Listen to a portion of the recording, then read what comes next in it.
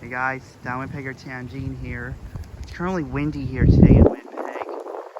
And well, yeah, you can tell it's windy because, well, all the branches of this tree is shaking.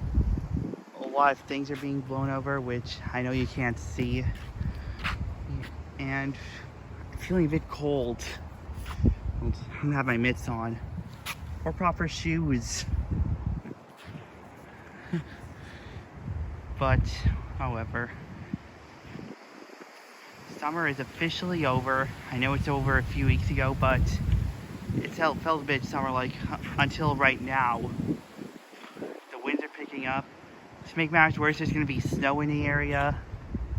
So that ain't going to be good. And well, to think of all the idiotic decisions I've made in my time, the worst would be going outside without proper winter wear.